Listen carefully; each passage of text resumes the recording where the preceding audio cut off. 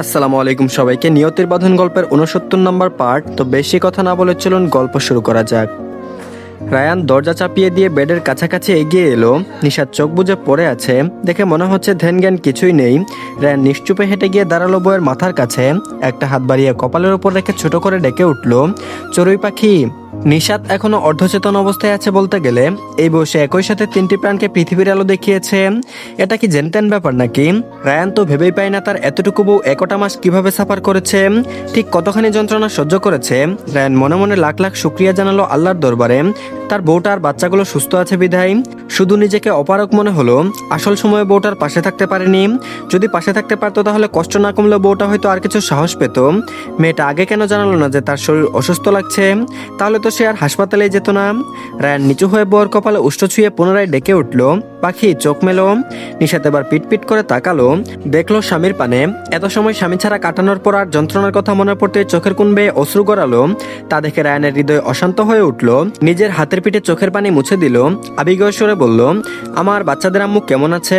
নিশাত টলমলে চোখে তাকিয়ে ধীরস্বরে জবাবে বলল, এখন ভালো, তবে আমি কিছু ফিলই করতে পারছি না, পা নাড়াতে পারছি না। রায়ান বলল, সিজার করতে হয়েছে তো, তাই যে অ্যানেস্থেসিয়ার প্রয়োগ করা হয়েছে তার প্রভাব কাটেনি, সময় লাগবে শোনা, চিন্তা করো না। বলে বউয়ের পাশে বেডের উপর বসে পড়ল। নিশাত একটা হাত নিজের দু হাতের আজলায় নিয়ে তাতে চুমু খেয়ে পুনরায় বলল, সরি পাখি, তখন তোমার কাছে থাকতে পারিনি, ভীষণ কষ্ট হয়েছিল তাই না? নিশাত মাথা নেড়ে হ্যাঁ বুঝালো। বুঝাতে রায়ানের বুকের ভেতর হু হু করে উঠল। আস্থাস্বরূপ মেয়েটার মাথায় হাত বুলিয়ে দিয়ে বলল, বাচ্চাদের দেখেছ? নিশাত এবারেও কথা না বলে মাথা নেড়ে না বুঝালো। রায়ান কিঞ্চিত হেসে বলল, কেন? আর তুমি নিশ্চয় জানতে আমাদের টুইন্স নয়, ট্রিপলেট আসতে চলেছে, তাহলে আমাকে বলনি কেন? স্বামীর প্রশ্ন শুনতে নিশাতের মনে পড়লো সেদিন শাশুড়ি মাকে নিয়ে প্রথম চেক আপ করেছিল, সেদিন ওই জানতে পেরেছিল তার টুইন্স নয়, বরং ট্রিপলেট আসতে চলেছে। তা দেখে ডাক্তার সহ তিনজনেই স্তব্ধ হয়ে গিয়েছিল, মুখের ভাষা হারিয়ে ফেলেছিল। টুইন্স বেবি সচরাচর অনেক দেখা গেলেও ট্রিপলেট বেবি তো লাখে একটা দেখা মিলে না। স্বামী না হয় ভালো লাগা থেকে টুইন্স নিয়ে পাগলামি করত, তাই বলে সেই লাখের মধ্যে একজন হয়ে যাবে কল্পনাতেও আনেনি। এ যে ভাবনার অনেক ঊর্ধ্বে ছিল। যখন হুঁশে ফিরল তখন ডাক্তারের রিকোয়েস্ট করলো রায়ানকে যেন কিছু না বলে। তবে শুরুতে ডক্টর সিয়াস আহমেদ এসব মানতে নারাজ ছিলেন। তিনি চেয়েছিলেন রায়ানকে সব জানাতে, ভয় পেয়েছিলেন তিনি। এই বয়সে একসাথে তিনটি বাচ্চাকে জন্ম দেওয়া মুখের কথা নয়, যদি কিছু ঘটে যায়। তখন নিশাত পুনরায় অনুরোধ করে বলেছিল সে টুইন্স বেবির কথা জানাবে, তাতে রায়ান সন্দেহ করবে না, আবার টেক কেয়ার আবার প্রপারলি হবে। অবশেষে ডাক্তার আর রিমি বেগম দুজনেই মেনে নিয়েছিলেন মেয়েটার আবদার। রায়ান বলল, কি হলো, জবাব দিচ্ছ না কেন? পুনরায় স্বামীর প্রশ্ন শুনে ধ্যান ছুটল নিশাতের। এই পর্যায়ে আলতো হাসলো সে, মুখে উচ্চারণ করলো, আপনাকে সারপ্রাইজ দিব বলে।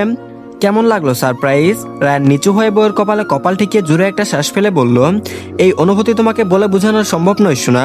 তবে তোমাকে এত সারপ্রাইজ দিতে কে বলেছে? কেন জানালে না আমাকে? একা একা এত কিছু সহ্য করলে? তোমাকে আরো কত সাবধানে রাখতে হতো জানো, যদি কিছু হয়ে যেত। এবার আর নিশাত জবাব দিল না। স্বামীর অব্যক্ত ভয়টা ঠিকই উপলব্ধি করলো, তবে মুখের কোণের হাসিটা তখনও স্পষ্ট ঝুলে আছে, কারণ স্বামীর খুশিটাও অনুভব করতে পারছে। ভাবনার চাইতেও বেশি কিছু ঘটলে তো খুশি হওয়াটাই স্বাভাবিক। জবাব না পেয়ে রায়ান আবারও বলল, আমাকে এই জন্যই টুইন্স বেবির কথা বলেছো যাতে আমি ভুলেও ট্রিপলেটের কথা ভাবি না, তাই না? আমার মা ব্যতীত কে কে জানতো এসব? নিশাত বলল, আমার আম্মু আব্বু আর চাচি, সাথে ফুপিও। জবাব পেয়ে আরেকবার কপালে উষ্ঠ ছুঁয়ে গাঢ় স্বরে বলল, নিশ্চয়ই বাচ্চাদের দেখতে মন চাচ্ছে। সবাইকে একা নিয়ে আসার মতো ক্ষমতা তো আপাতত আমার নেই, তবে তোমাকে কিছুক্ষণ পরই কেবিনে দিবে, তখন দেখো কেমন। হ্যাঁ, আর এখন একটু একা থাকো, আমি ভাইকে খবরটা জানিয়ে দ্রুত তোমার কাছে ফিরে আসছি, কেমন? নিশাত মাথা নেড়ে সম্মতি প্রদান করতে নিশাতকে ঘুমাতে বলে রায়ান বেরিয়ে পড়লো কেবিন থেকে। তার ভাইটা নিশ্চয়ই এই খবর শুনলে ভীষণ খুশি হয়ে যাবে, তাই এই খবরটা ভাইকে জানাতে বড়ই উদ্গ্রীব সে। আর এদিকে ক্যালিফোর্নিয়া সান ফ্রান্সিসকো শহরের কিছুটা উত্তর দিকে এক শান্ত সবুজে আচ্ছাদনে ঘেরা পাহাড়ের ঢোলা আর পাইন গাছে ঘেরা সুন্দর একটা ডুপ্লেক্স বাড়ির আনন্দে কোনো এক বিশাল কক্ষের নরম বিছানায় শরীর এলিয়ে পড়ে আছে এক পুরুষ। কম্পিউটারের আড়ালে শুধু তার মাথার পেছনের দিকটাই অবলোকন করা যাচ্ছে। পর্দা ভেদ করে কিছুটা আলো এসে পড়েছে রুমটায়, অথচ তার ছেলেটার নাগাল যেন পেল না। ঠান্ডা আবহাওয়া, নরম বিছানায় বিভোর ঘুমে মগ্ন সে। তার সেই ঘুমে ব্যাঘাত ঘটাতে বিছানার একপাশে ছোট টেবিলের উপর রাখা ফোনটা শব্দ করে বেজে উঠল। শব্দ কানে পৌঁছতেই ছেলেটা বিরক্ত হলো এত সুন্দর ঘুমটা ভেঙে যাওয়ার কারণে।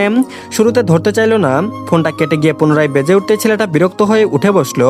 ফোনটা হাতে বাড়িয়ে কোনো রকমে রিসিভ করে সামনে তাকাতেই ফোনের স্ক্রিনে ভেসে উঠলো তার থেকে স্বল্প দিনের বড় প্রিয় ভাইয়ের মুখখানি। তার পাশাপাশি দেখা যাচ্ছে মামা বাড়ির প্রত্যেকটা লোকের হাসি খুশি মুখ। তা দেখতেই ছেলেটার বিরক্তির ভাব সরে গিয়ে মুখের কোণে হাসি ধরা দিল। তার এখানে সকাল হলো, ওখানে তো সন্ধ্যা রাত হবে হয়তো। তাহলে সবাই একসাথে কি করছে? আবার তাদের বাড়িতেও মনে হচ্ছে না, তাহলে কোথায় আছে? ভাবনার মাঝে ওঠে আর তার মামি সামনে দাঁড়াতে পড়াতেই চোখ পড়ল তাদের কুলে ধরা দুই নবাগত বাচ্চার দিকে। এবার যেন সব পরিষ্কার হলো, মুখের হাসি আরো প্রসারিত হলো। সহস্য ডেকে উঠল, ভাই ফাইনালি ওদের আগমন ঘটেছে বুঝি? রায়ান বলল হুম। ছোট জবাব রায়ানের। পাশ থেকে তার মা রিমি বেগম দূর দেশে থাকা ছেলেটার উদ্দেশ্যে বলে উঠলেন, পিয়াস আব্বু তোর জন্য যে আরো একটা সারপ্রাইজ আছে। এরপর আরো সারপ্রাইজ কি তা? প্রুকুসকে ফোনের স্ক্রিনে তাকিয়ে রইল পিয়াস। তখন ওই ফোনের সামনে তার ছোট মামি হাজির হলো, কুলে একটা বাচ্চা। তা দেখতেই পিয়াসের চোখ কুটোর থেকে বেরিয়ে আসার উপক্রম হলো। অবাক হয়ে বলল, হ্যাঁ রে ভাই, একেবারে 3 বাচ্চার বাপ হয়ে গেলি। আমি তো শুনেছিলাম টুইন্স হবে, তাহলে কি আমি চোখে ভুল দেখছি? প্রশ্ন শুনতে সবাই একসাথে হেসে উঠল। সবার এক হাসি যেন পিয়াসের প্রশ্নের জবাব দিয়ে দিল। খুশিতে গদগদ হয়ে উঠল ছেলেটা। ইস কি কিউট বাচ্চা, তাও কিনা একসাথে 3টা। কতক্ষণ দূর থেকে হাজারো কথা বলে নিজের খুশি জাহির করলো। ভাইয়ের খুশি দেখে রায়ান আকস্মাৎ বলে উঠল, বাচ্চাগুলোকে সামনে থেকে দেখার জন্য হলেও কি একবার দেশে আসবি নাকি এখনো দূরেই থাকবি? প্রশ্ন শুনতে এক মুহূর্তের জন্য থমকে গেল পিয়াস। পরক্ষণে মুখে পুনরায় হাসি ফুটিয়ে কৈফিয়ত দেওয়ার মতো করে বলল, সময় পেলে ঠিকই যাব ভাই, কিন্তু বিশ্বাস কর আপাতত অনেক কাজের চাপ, ছুটিই মিলবে না। এটা তো আর মামুর হসপিটাল না বল, বুঝিসই তো। বাচ্চারা বড় হতে থাক, চলে আসবো কোনো এক সময়। বাড়ির লোকের সামনে রায়ান কিভাবে বুঝাবে ভাইকে বুঝলো না। ছেলেটা আর কত দূরে থাকবে, নাকি আর কখনোই আসবে না? আর কত আড়াল করে রাখবে নিজেকে? এতদিনে কি একটু পরিবর্তন হয়নি তার অনুভূতি? একটা দীর্ঘশ্বাস ছাড়লো রায়ান, নির্দেশের সুরে বলে উঠল, এখন না আসলেও কিছুদিন পর তোকে ঠিকই আসতে হবে বলে দিলাম, কোনো এক্সকিউজ শুনতে চাই না আমি। পিয়াস বলল, ঠিক আছে, সময় হোক দেখা যাবে। ভাইয়ের জবাব পেয়ে আরো কিছুক্ষণ কথা বলে রায়ান ফোন রেখে দিল। ফোন কাটতেই পিয়াস একটা স্বস্তির শ্বাস ফেলল। যখন ওই কথা হয় শুধু একটা বায়না, দেশে ফিরে আয়। তার যে কত কষ্ট হয় সব ম্যানেজ করতে। আর যাই হোক, সে দেশে ফিরতে চায় না, আপাতত তো নয়। মেয়েটার স্মৃতি আজও তাকে তাড়া করে বেড়ায়। তবে এখন আর আগের মতো এত কষ্ট লাগে না, লাগবেই বা কি করে? সারাদিন তো সেই কাজের মাঝেই ডুবে থাকে। কত রাতে বাড়ি ফিরে তার ঠিক নেই। এখনো অভ্যাস আছে ব্যালকনিতে দাঁড়িয়ে একাকে আকাশ পানে তাকিয়ে থাকার। আজও কি এমন ভাবে সে নিজেও খুঁজে পায় না। ওই রাতের অতটুকু সময় পায় মেয়েটাকে ভাবার জন্য। সে ভাবতে চায় না, অথচ ভাবনারা চলে আসে। তবে একটু হলেও আগে থেকে কষ্টটা প্রশমিত হয়েছে, হয়তো ধীরে ধীরে আরো হবে। তবে মেয়েটার নাম তার হৃদয়ের অন্তঃস্থলে ঠিকই লেখা থাকবে। তবে তা সবার অন্তরালে। প্রথম আবেগ, প্রথম ভালোবাসা যতই চেষ্টা করো না কেন, তা সম্পূর্ণরূপে কখনোই মুছে ফেলা সম্ভব নয়। কোনো এক উদাসীন বিকেলে তাকে মনে পড়লেও পড়বে। তবে আজ পিয়াস ভীষণ খুশি, তার ভাই বাবা হয়েছে, তার প্রিয় মানুষটা মা হয়েছে, বাচ্চা সহ সবাই ভালো আছে। এর থেকে খুশির আর কি হতে পারে? সে নিজের আপুর বাড়িতেও থাকে না, একাকী এই বাড়িটাই থাকে। তবে এটাও তার আপুরই বাড়ি। তাদের কাছে না থাকলেও তার আপু চাইনি অন্যর ভাষায় ভাড়া থাকুক তার ভাই। এতে সেও অসম্মতি জানায়নি, সে একা থাকতে চেয়েছিল, আর তাই হয়েছে। রান্নাবান্না একাই করে নেয়, নিজের সব কাজ নিজেই করে, এতেই যেন খুশি মেলে তার। যেমন আজও এই খুশির মুহূর্তটাকে উদযাপন করতে দ্রুত ফ্রেশ হয়ে একাই কত রকম রান্না চড়ালো। গলা ছেড়ে একটা ইংলিশ গান গেয়ে উঠলো। একাই যেন মাতিয়ে তুললো বাড়িটাকে, নিজের খুশি দিয়ে রাঙিয়ে তুললো নির্জনে তৈরি হওয়া ফাঁকা বাড়িটাকে। আর এদিকে নিশাদকে কেবিনে নেওয়ার কিছু মুহূর্ত পরেই কেবিনে সবার ভিড় জমলো। রায়ান পাশে বসে মেয়েকে কুলে নিয়ে আর একটা ছেলেকে তুলে দিয়েছে নিশাতের কুলে। কুলে বললে ভুল হবে, কারণ নিশাত শুয়ে আসছে আর বাচ্চাটা তার বুকের উপর শোয়া। এভাবে বাচ্চাটার মুখ দেখতে পেল না, তাই নিশাত রায়ানের উদ্দেশ্যে বলে উঠলো, ওদের একটু উঁচু করে দেখান না, আমি তো মুখই দেখতে পাচ্ছি না। বউয়ের কথা শুনে রায়ান বাচ্চাদের উঁচু করে দেখালো, তারপর আবার অন্য ছেলেকে বউয়ের বুকের উপর শুয়ে দিল। নিশাত আলতো হাতে ছেলেকে বুকে জড়িয়ে নিল। প্রথম মাতৃত্বের গন্ধ পেল যেন সন্তানের থেকে। সন্তানকে বুকে পেয়ে তখনকার প্রসব যন্ত্রণা সব হাওয়ায় মিলিয়ে গেল। আনন্দে ভেসে উঠল মন। মা হওয়াতে এত সুখ বুঝি, এই অনুভূতি যে কোনো ভাষা দিয়েই ব্যক্ত করা সম্ভব নয়। খুশিতে পুনরায় নিশাতের চোখের কোণে পানি জমলো। রায়ান তা বুঝে মাথা নেড়ে কাঁদতে বারণ করলো। ততক্ষণে হাসপাতালে আনিকা বেগম আর পিয়াল বাবু ছুটে এসেছে। বড় ছেলের বাচ্চা এসেছে বলে কথা, আনিকা বেগম কি বাড়ি বসে থাকতে পারে? রায়ান আর নিশাতের থেকে বাচ্চাগুলোকে নিয়ে সবাই পুনরায় হাসি আমেজে মজে রইল। আর রায়ান সেখানেই বউয়ের একটা হাত ধরে চুপচাপ বসে রইল। আর একটু রাত বাড়তেই আনিকা আর রিমি বেগম ব্যতীত সবাই বাড়ি ফিরে গেল। অর্থের বাপের বাড়ি যাওয়ার ইচ্ছে থাকলেও আর গেল না, স্বামীর সাথে বাড়ি ফিরে গেল। কাল আবার আসবে ভাইপো আর ভাতিজিকে দেখতে। রায়ান ফুপি আর মায়ের খাওয়ার ব্যবস্থা করে দিল। নিজে কিছুই মুখে তুলল না, যেন খুশিতে তার ক্ষুধাই হারিয়ে গেছে। রাত আরেকটু বাড়তে নিশাত ঘুমে তলিয়ে গেল। ছেলে দুটো চুপচাপ ঘুমিয়ে, কিন্তু মেয়েটা হঠাৎ করে কেঁদে উঠল।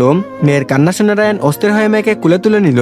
কান্নার কারণ বুঝতে না পেরে মায়ের উদ্দেশ্যে বলল, এমন করে কাঁদছে কেন আম্মু? তার মা বলল, হয়তো ক্ষুধা পেয়েছে, ওকে আমার কাছে দাও, তুমি নিশাতকে ডেকে তুলো।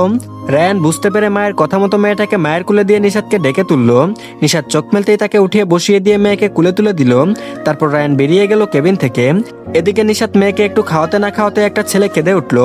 পরক্ষণে আরেকটা। নিশাদ তবদা খেলো, এসব কি হচ্ছে? মায়ের অস্থির মন যেন কেঁদে উঠলো। আর বাচ্চারা এমন করে কাঁদছে কেন? রিমি বেগম বোধহয় তা বুঝলেন, বৌমার উদ্দেশ্যে বলে উঠলেন, হয়তো ওদেরও ক্ষুধা লেগেছে। আর শুনো, একসাথে হয়েছে তো, দেখবা একটা কাঁদলে অন্যটা কেঁদে উঠবে, আবার হাসলেও একসাথে হাসবে। এদের নয়, নিজেকে সামলানোর জন্য প্রস্তুত হও।